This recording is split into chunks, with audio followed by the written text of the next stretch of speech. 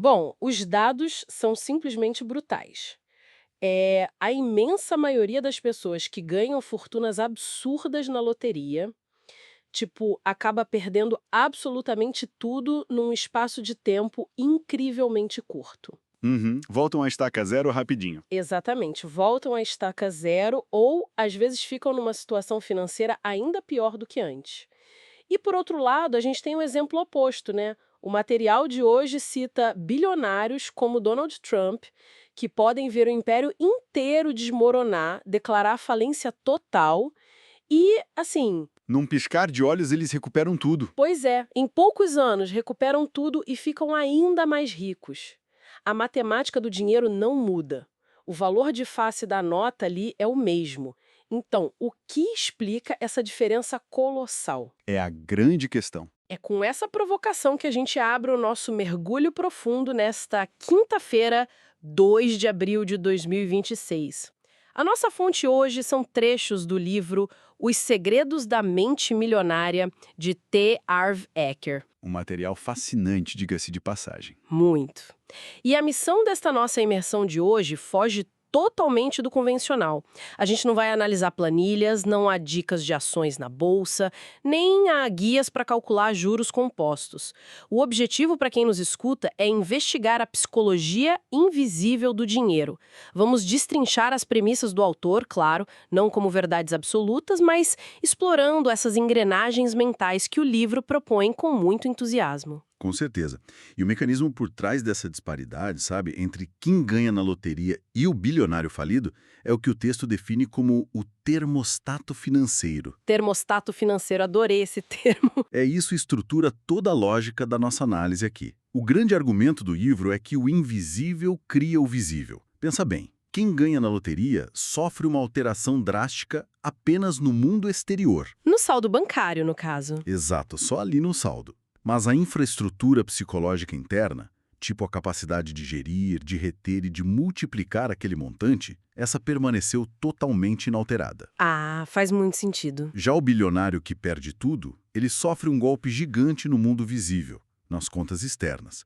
Mas a programação interna dele continua configurada para girar bilhões. Nossa! Ou seja, o dinheiro físico sumiu, mas o software gerador de riqueza continua intacto. Perfeito, o software está lá. Ok, vamos desvendar isso porque essa relação entre a programação invisível e o resultado visível nos leva ao primeiro grande pilar do material, que são as raízes e os frutos. A analogia da árvore que o livro traz ilustra isso de um jeito muito visual, né? Uhum, é uma imagem muito poderosa. Imagina que uma pessoa olha para sua árvore financeira e os frutos são pequenos, escassos ou amargos.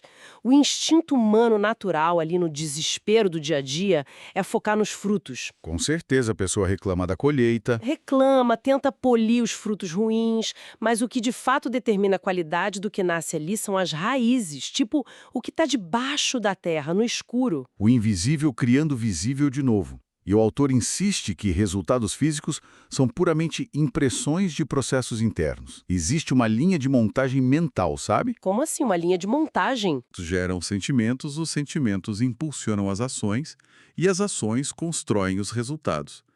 Então, para mudar a colheita, a intervenção tem que ocorrer lá no nível invisível primeiro. Total. E essa lógica de intervir na origem ganha muito contorno quando a gente olha para as soluções paliativas que a maioria das pessoas tenta aplicar. O foco no mundo físico é uma armadilha. É uma roda de hamster, né? Pois é, a sensação de estar trabalhando incessantemente, sem sair do lugar, vem justamente de tentar mudar os resultados sem alterar os pensamentos. E a fonte traz uma analogia incrível sobre uma impressora que explica exatamente o porquê de tanto esforço ser desperdiçado. Ah, essa da impressora é sensacional. É genial! Imagina alguém que digita um texto no computador, aperta o botão de imprimir e, ao ler a folha, nota um erro de digitação bizarro. O que essa pessoa faz? Ela pega uma borracha de alta qualidade e apaga freneticamente o erro na folha de papel. Problema resolvido, certo? Errado. Muito errado. Aí ela manda imprimir de novo e a impressora cospe outra folha com o mesmíssimo erro. E aí a pessoa fica maluca. Fica. A pessoa então faz um curso de como apagar erros mais rápido, ela compra ferramentas melhores para raspar o papel, trabalha o dobro de horas apagando. É um ciclo enlouquecedor. Tentar mudar o saldo bancário trabalhando mais horas sem mudar a mentalidade é exatamente isso.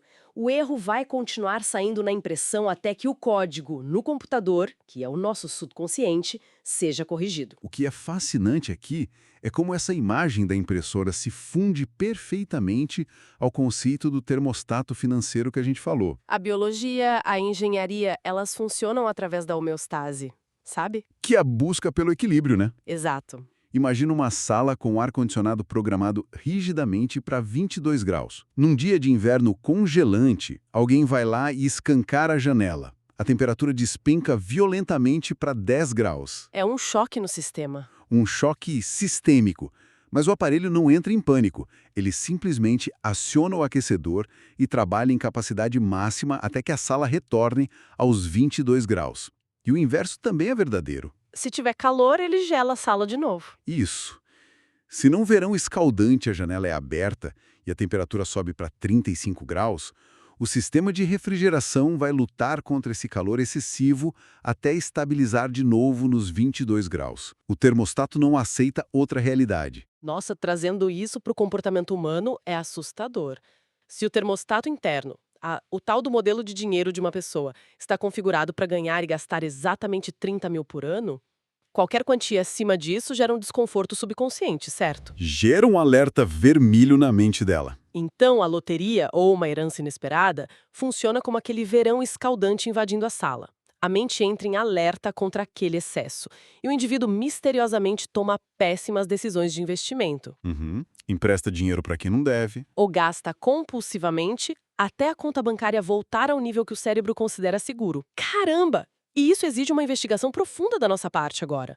Porque se o subconsciente é quem digita o texto na nossa impressora, e se o termostato dita os limites, quem foi que fez a instalação original desse sistema? Pois é, porque ninguém nasce com noções financeiras. Um bebê não sabe o que é uma nota de 100, né?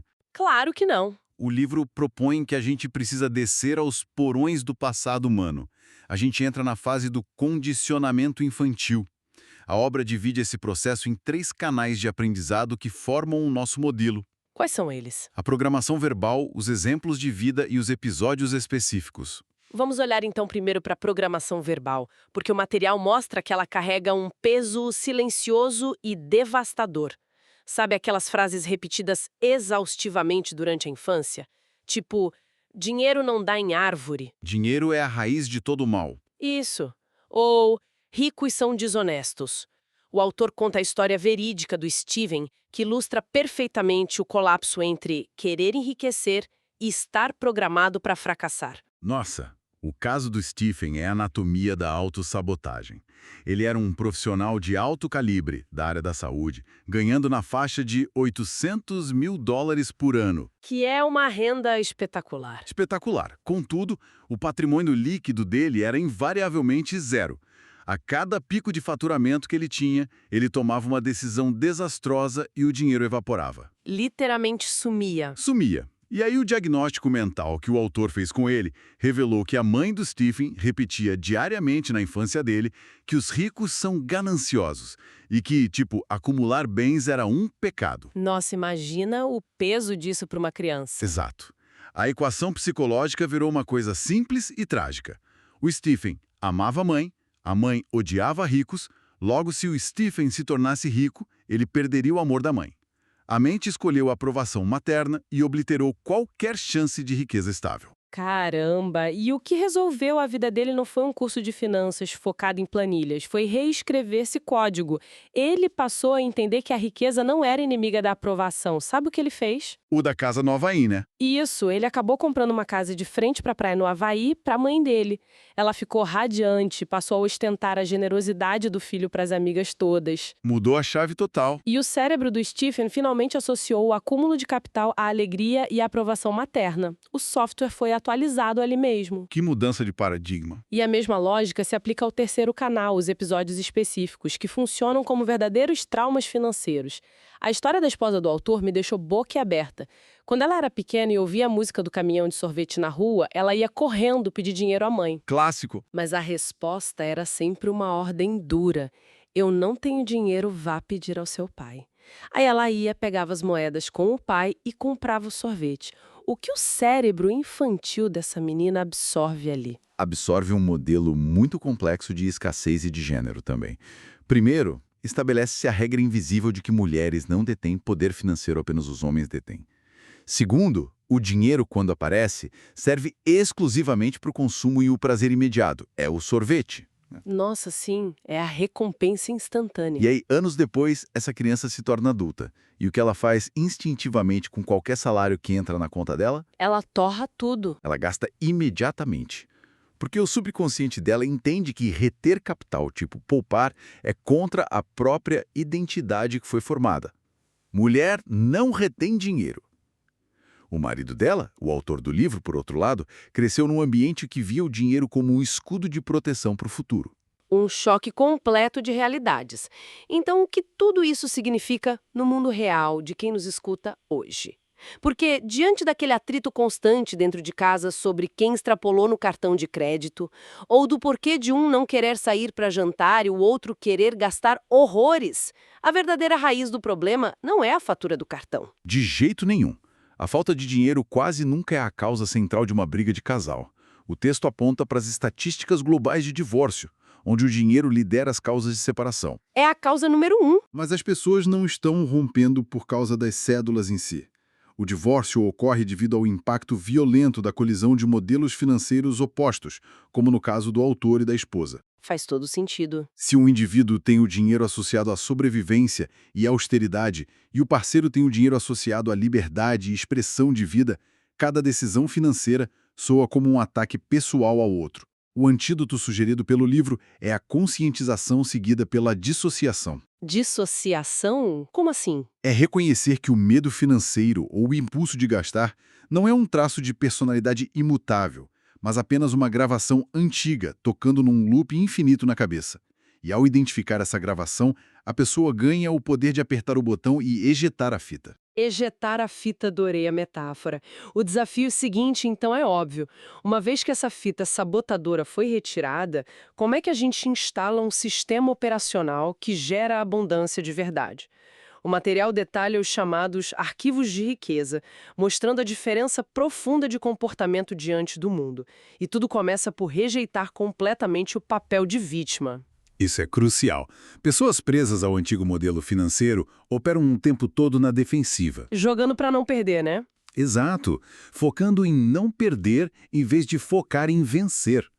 E a pista mais evidente de que alguém assumiu essa identidade de vítima, segundo o livro, se desdobra em 3 ações muito claras: culpar tudo e todos pela sua situação, justificar os próprios fracassos e, acima de tudo, viver num estado constante de reclamação. Essa parte sobre a reclamação é um soco no estômago, porque a reclamação é um esporte global aceitável, todo mundo faz.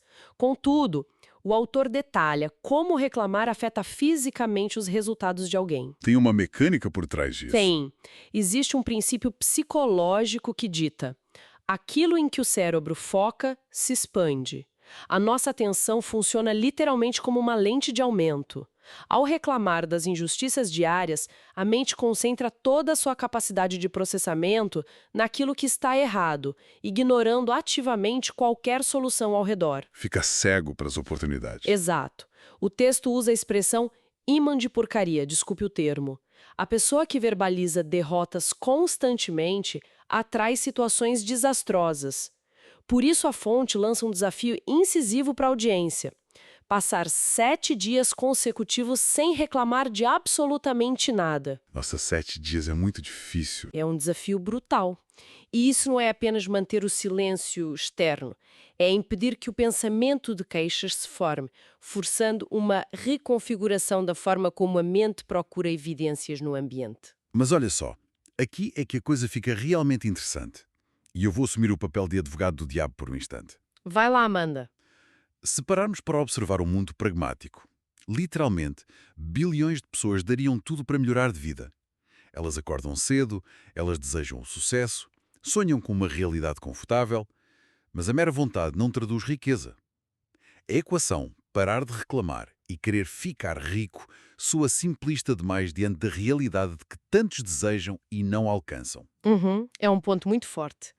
Esse questionamento que você trouxe levanta a parte mais densa da obra, que é sobre intenção versus ação. O autor destrói aquela ideia romântica do desejo ao categorizar 3 níveis do querer. 3 níveis? Isso. O primeiro nível é o querer puramente passivo. É a frase clássica. Se o dinheiro cair no meu colo, eu aceito. Isso é inócuo, não move estruturas. Não exige nada da pessoa. Exato. O segundo nível já é um pouco melhor. Eu escolho ser rico. Aqui há uma fagulha de responsabilidade, uma seleção racional de um caminho, mas ainda falta poder de tração. A mudança drástica acontece apenas no nível 3, que é eu me comprometo incondicionalmente a ser rico. O comprometimento incondicional. A palavra comprometimento, nesse sentido mais visceral que o livro traz, significa arrancar qualquer rota de fuga. É a mentalidade de serei rico ou morrerei tentando. Não há plano B. E quando o indivíduo adota essa postura quase bélica, a capacidade dele de aguentar rejeição, humilhação e esforço passa a ser infinita. O comprometimento incondicional muda o jogo inteiro. Não se trata de ler meia dúzia de frases motivacionais na internet. Trata-se de queimar as pontes e agir. E a ação concreta de uma mente que alcançou esse nível 3 é a mudança no modo de focar as oportunidades. Como é que funciona esse foco na prática? Bom, as mentes focadas na escassez operam na lógica de preparar, apontar, apontar, apontar. E nunca tiram. Exato. A pessoa tenta prever todas as crises possíveis, ela estuda todos os manuais de gestão, faz curso atrás de curso e, quando finalmente se sente pronta, a oportunidade evaporou. Já as mentes ricas operam num ritmo caótico, mas super efetivo. Preparar, fogo, apontar. Atiram primeiro. Elas disparam, entram em movimento primeiro e ajustam a mira com a bala já no ar. A narrativa do próprio autor ilustra a força desse princípio de um jeito muito legal. Qual foi a história dele? Ele estava determinado a abrir uma rede de confeitarias de luxo, de tortas. A abordagem tradicional ditaria que ele passasse anos fazendo planos de negócios teóricos, esperando juntar o capital ideal. Em vez disso, ele decidiu entrar no que chamou de corredor. Ele foi lá e conseguiu um emprego de ajudante de garçom no restaurante de tortas mais famoso da cidade. Ajudante de garçom. O futuro dono da confeitaria. Pois é, foi esfregar o chão e lavar pratos, mas com uma intenção investigativa. Pela madrugada, enquanto ele limpava o salão, ele interrogava os gerentes sobre logística, estudava os equipamentos que usavam, analisava o fluxo dos clientes. A ironia maravilhosa dessa história é que ele odiou a indústria alimentícia e desistiu de abrir a confeitaria. Nossa, então não deu em nada. E aí que está o pulo do gato. Justamente por estar dentro desse corredor, se movendo no mundo real e conversando com as pessoas, a sorte o tropeçou nele. Um padeiro daquele mesmo restaurante o procurou um tempo depois falando sobre um equipamento inusitado de ginástica, umas botas de inversão corporal. Foi através desse contato, feito lavando pratos, que ele fundou uma loja de artigos esportivos e gerou o primeiro $1 milhão dele. Caramba! A lição é que o universo não avisa de onde vem a riqueza. Ele apenas exige que a pessoa esteja no campo de batalha, em movimento, e não isolada no mundo das ideias. Perfeito? A conexão direta aqui é com a forma como a pessoa interage com a riqueza no mundo exterior também. A fonte recorre à antiga sabedoria havaiana Huna, que ensina uma coisa linda. Abençoe aquilo que você deseja. Abençoe aquilo que você deseja. Porque existe um bloqueio cognitivo profundo em detestar quem possui o que se deseja alcançar. Se o subconsciente abriga ressentimento contra indivíduos prósperos, taxando eles de cruéis ou desonestos, a mente jamais permitirá que aquele próprio corpo enriqueça. É como o Steven e a mãe dele. Exatamente. O cérebro humano é projetado para evitar a rejeição social. Tornar-se rico nesse cenário de ressentimento significaria tornar-se uma pessoa ruim e desprezível aos próprios olhos. Isso fica muito nítido na história que o material conta sobre o carro, um Jaguar, lembra? Lembro essa história revoltante. É triste, o autor adquiriu esse carro super luxuoso e o simples fato de dirigir ele na rua acionou o ódio das pessoas ao redor. Jogaram lata de cerveja nele, arranharam a lataria num estacionamento, xingaram ele no farol de trânsito. É a personificação do ressentimento financeiro da sociedade. O ódio pelo sucesso alheio. O antídoto que o livro propõe exige muita maturidade emocional, que é substituir esse fel pela admiração. Se uma mansão cruza o seu caminho, ou um carro esportivo maravilhoso, a tarefa é abençoar o dono e a conquista, enviando ao cérebro o sinal verde de que o sucesso alheio é algo a ser celebrado e perseguido, não odiado. E esse ressentimento, sabe, ele mascara uma raiz ainda mais profunda e limitante, que é o problema crônico de não saber receber. A análise afirma que 90% da humanidade caminha pelo mundo sentindo-se indigna, carregando uma crença totalmente oculta de falta de merecimento. 90%. É muita gente. Isso decorre de infâncias pautadas na punição excessiva. Quando o cérebro internaliza a falha lá atrás, ele ergue uma muralha. Para além disso, há aquele mantra social falacioso de que dar é infinitamente melhor do que receber. Todo mundo já ouviu isso. O material ataca essa ideia com uma lógica matemática crua e irrefutável. É absurdo dizer que dar é superior, porque a doação não existe no vácuo. Para ver alguém experimentando a suposta alegria divina de entregar algo, tem que haver na outra ponta alguém disposto a receber aquilo. Exatamente, é uma via de mão dupla. Rejeitar o recebimento, tipo sentir culpa ao receber um elogio ou ao ganhar um dinheiro inesperado, é roubar a alegria do doador e quebrar o fluxo. Aprender a abrir os braços e declarar merecimento é urgente para quem quer mudar de vida. E para materializar essa dificuldade, a obra traz uma imagem poderosa baseada num acampamento. O cenário é uma tempestade torrencial de chuva, onde essa água simboliza o dinheiro e as oportunidades fluindo pela economia global, caindo do céu. Ok, uma tempestade de dinheiro. O autor conta que esticou uma lona angular gigante sobre a área dele para se abrigar da chuva. A água da tempestade batia ali na lona, deslizava velozmente e acumulava-se numa poça gigantesca logo na berra da barraca do vizinho. Essa lona de proteção é a barreira do não merecimento. Nossa, que imagem! A pessoa que sente que não é digna pode estar sob um temporal de oportunidades. A chuva está caindo forte em cima dela, mas ela cria mecanismos inconscientes de proteção que repelem o dinheiro. A água escorre por ela e vai se concentrar inevitavelmente nos bolsos de quem construiu uma calha, de quem preparou o terreno para armazenar aquilo e receber com a consciência limpa. Nossa, a imagem da lona impermeável repelindo a abundância é de explodir a cabeça. E isso nos transporta para a engenharia material da coisa, o mundo físico mesmo. Digamos que o termostato foi ajustado, a pessoa parou de reclamar da vida e rasgou essa lona mental do não merecimento. Tá pronta para a chuva. Ela finalmente começou a receber a chuva de oportunidades. E agora? Como o dinheiro deve ser gerenciado no mundo tátil, nas planilhas e contas, para que a poça de abundância não evapore ao primeiro sinal de sol. É aí que o livro desenha o contraste brutal entre a classe média e a verdadeira mentalidade milionária. A divisão aqui repousa na métrica de avaliação.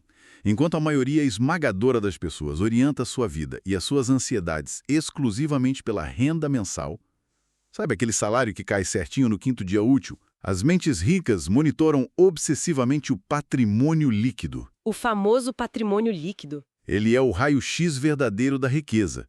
É a soma de todos os ativos acumulados, subtraídos os passivos e as dívidas.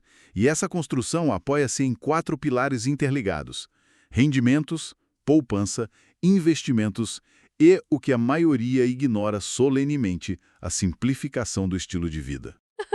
A simplificação é um golpe direto no ego. As pessoas adoram inchar os seus custos de vida assim que recebem um pequeno aumento no salário, né?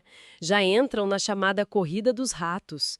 O material ilustra o oposto disso, através da história da Sue. A história dela é muito inspiradora. É fantástica. Aos 20 e poucos anos, ela percebeu que não precisava de um castelo ou de carro 0 km para ser feliz. Ela reduziu drasticamente os custos operacionais da própria vida. O resultado dessa austeridade focada, ela não se tornou uma bilionária estressada de Wall Street, mas garantiu uma independência absoluta. Comprou a própria liberdade, né? Total. Hoje a Su trabalha ativamente por apenas 6 meses no ano e passa os outros 6 meses surfando e vivendo tranquilamente nas Ilhas Fiji. Ela comprou o tempo de volta porque os investimentos dela conseguem pagar essa vida simplificada com folga. Mas para que histórias como a da Sui aconteçam na prática, a gestão dos recursos diários precisa ser milimétrica. O modelo de gestão financeira sugerido pelo autor utiliza um sistema de contas fragmentadas, e 2 delas carregam um impacto psicológico avassalador. Quais são essas contas? A primeira é a conta da liberdade financeira. A regra draconiana aqui. Um percentual sagrado de tudo que o indivíduo arrecada, em geral 10%, é trancado nessa conta. O dinheiro depositado ali atua estritamente como um capital semente. Ele nunca é gasto, nem em casos de emergência. Nunca? Nem se o carro quebrar? Nunca. O seu único propósito é ser investido para gerar filhotes, a famosa renda passiva. Ele tem que trabalhar por você. Mas guardar o tempo todo adoece a mente, e é por isso que a segunda conta que ele propõe é uma jogada de mestre na psicologia comportamental. É a chamada conta da diversão. O livro defende que destinar recursos para o lazer não é um luxo frívolo, é sobrevivência mental. Isso alivia muito a pressão. A instrução é pegar 10% da renda e pulverizar tudo até o último centavo todos os meses, sem culpa nenhuma. Fazer uma massagem caríssima, ir ao melhor restaurante da cidade, alugar um barco para o fim de semana. O cérebro, especialmente a nossa criança interior, precisa sentir o cheiro e a textura física da riqueza. Tem que aproveitar a jornada. Se houver apenas a dor da poupança e da escassez presente em nome de um futuro vago lá na frente, o subconsciente acabará por sabotar a estrutura inteira em busca de alívio. Equilibrar a restrição da liberdade futura com o deleite desenfreado do momento presente é a chave da constância. E esse rigor na administração, é validado por uma regra imutável da natureza. A gente não recebe demandas maiores do que conseguimos gerenciar. Gerenciar com maestria quantias ínfimas, tipo organizar os seus 10 ou 100 dólares, prova ao universo ou ao nosso próprio nível de competência estrutural que nós estamos aptos para administrar fortunas maiores. A capacidade de organizar sempre precede a abundância. Exato. Se o sistema financeiro da pessoa está caótico com pouco dinheiro, ele desintegraria completamente com muito. Essa prova de competência me lembra a brilhante analogia do sorvete contida no material. Para quem nos escuta, imaginem o cenário de levar uma criança pequena a uma sorveteria.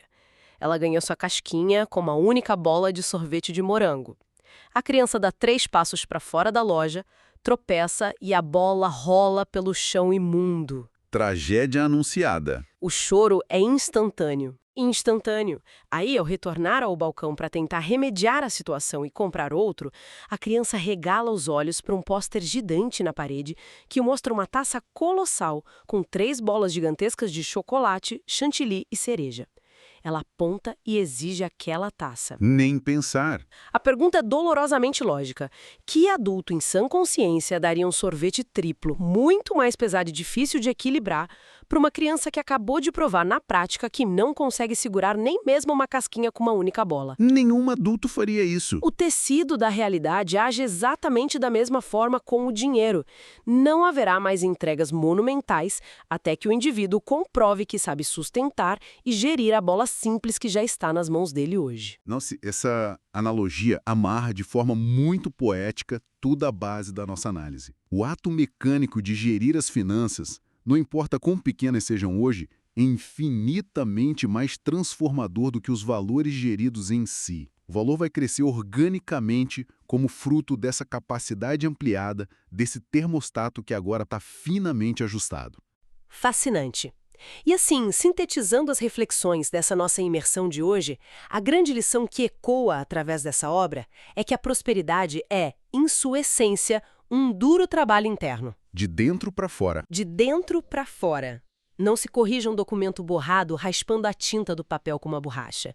A gente troca a ordem na mente, No software, vimos a urgência de dissecar a programação infantil que aprisiona os resultados, a necessidade de erradicar de vez a vitimização magnética que repele o sucesso e a coragem de calibrar o termostato interno para que a lona do não merecimento seja finalmente recolhida, permitindo que as oportunidades encharquem o nosso terreno. E para finalizar essa nossa jornada com cada pessoa que acompanha os detalhes dessa análise, eu trago aqui uma provocação profunda, que fica ali sugerida nas entrelinhas desse estudo. Manda. O livro martela a ideia de que a abundância universal é ilimitada e que o fluxo do capital cria valor constante por onde passa. Diante disso, fica o exercício imaginativo para quem nos escuta. Qual seria? Se, digamos, da noite para o dia, a totalidade da população global reprogramasse o seu termostato financeiro para a riqueza genuína, se a gente abandonasse coletivamente a crença excludente de que, para um vencer, outro deve sangrar e abraçasse a filosofia de que o bolo sempre pode ser expandido. Um mundo sem o medo de perder. Exato. Qual seria a nova arquitetura da nossa sociedade nesse cenário?